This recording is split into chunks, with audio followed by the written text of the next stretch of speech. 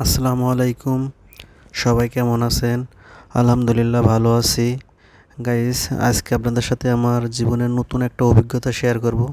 Guys, আমরা যখন বিমানে কোনো দেশে যাই তখন একটা জিনিস প্রায় মানুষ ভুল করে। আমি তো এই ভুলটাই করছি, যার কারণে আপনাদের সাথে শেয়ার করতে যাচ্ছি যে আপনারা যাতে এই ভুলটা না করেন। আমরা সচরাচর যখন বোর্ডিং পাস করি, বোর্ডিং পাস করার সময় ওনারা বলে দেয় যে কাউন্টার নাম্বার বলে দেয়। আমরা ভুল করে অনেক সময় বোর্ডিং পাস করে এক কাউন্টারে কাউন্টার নাম্বার দেওয়া থেকে 3-4 আমরা অন্য একটা কাউন্টার থেকে হয়তো বা প্রবেশ করি, কিন্তু আসলে এটা ঠিক না। আপনারা যখন যেখান থেকে বোর্ডিং পাস করবেন জাস্ট ওইখান থেকেই আপনারা ভিতরে প্রবেশ করবেন। ভিতরে প্রবেশ করার পরে 1 2 3 এইভাবে কাউন্টার নাম্বার দেওয়া থেকে দেখেন আমি এক জায়গা থেকে বোর্ডিং পাস করছি এবং আরেক জায়গা থেকে আপনার কাউন্টার থেকে মানে ঢুকছি, যার কারণে আমার একটু বেশি হেনস্থ হইতে হয়েছে আর কি। যাই হোক, আমি বোর্ডিং পাস করার পরে এখানে ওয়েটিং রুমে আমি ওয়েট করতেছি বিমানের জন্য, যে কখন ফ্লাই করবে, কখন উঠব, সেই অপেক্ষায় আছি। গাইস, এখানে আসলে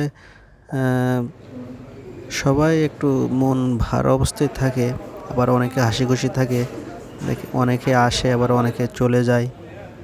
অবশ্যই আমি অনেক সমস্যার ভিতরেই মানে যখন বাংলাদেশে বেশ সমস্যা চলতেছে 22 তারিখে আমি আসছি অনেক কষ্টের ভিতরে।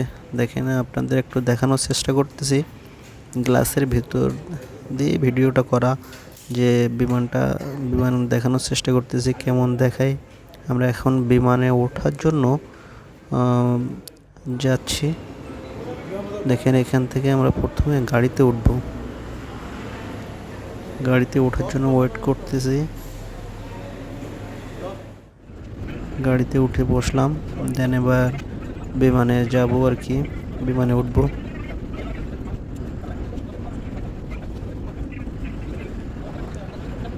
এখান থেকে 2-4 মিনিট টাইম লাগে আর কি। আমরা এখান থেকে দেখেন বিমানে উঠতেছি।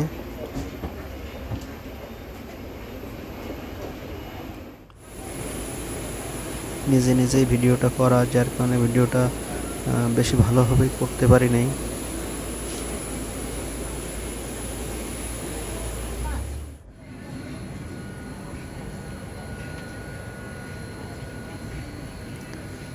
গাইস, আমার সিটটা একটু পিছন সাইডে, একবারে পিছনে না অবশ্যই, মাঝ বরাবর প্রায়। সিটে বসছি, বসার পরে সবাই বিমানবালা সবাই বলতেছে সিটে বসতে এবং বেল্ট লাগাইতে।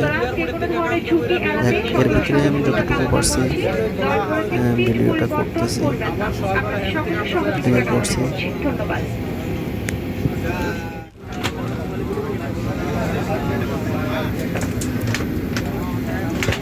আসলে বিমানে একটা বিমানের একটা ক্লাসের সিট এক রকম।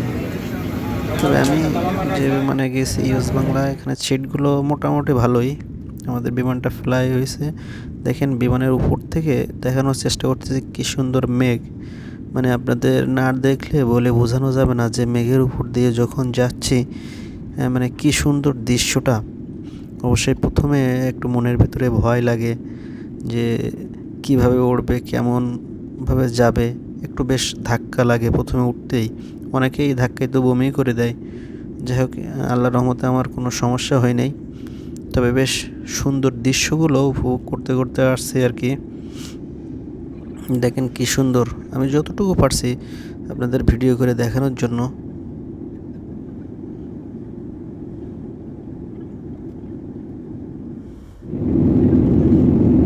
সূর্য ডুবে যাচ্ছে, দেখেন কি সুন্দরভাবে। অবশ্যই মেঘের অনেক উপরে, দেখেন মেঘ নিচে, মেঘের উপর থেকে যাচ্ছে আমরা।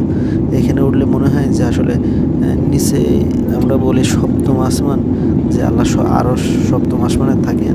আসলে সে কত উঁচু এখান থেকে আসলে কোনো কিছু ধারণা করা যায় না যে এই উঁচুতে এই অবস্থা। এর ভিতরে আমাদের খাবার চলে আসছে। খাবারের মান একেবারে খারাপ না, মোটামুটি আর কি। এর ভিতরে খাওয়ার চেষ্টা করতেছি।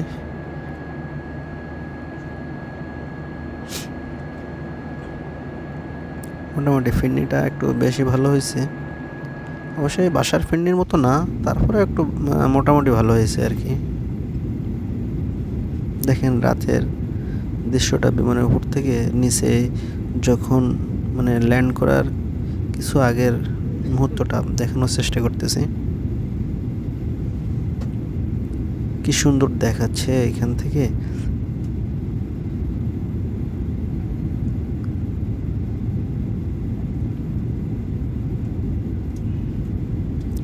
গাইস, যারা আমার ভিডিওটা দেখবেন, যাদের ভালো লাগবে তারা অবশ্যই লাইক কমেন্ট করবেন, শেয়ার করবেন। আপনারা আমার পাশে থাকবেন, আমি তো আপনাদের পাশে অল টাইম আছি, থাকবো।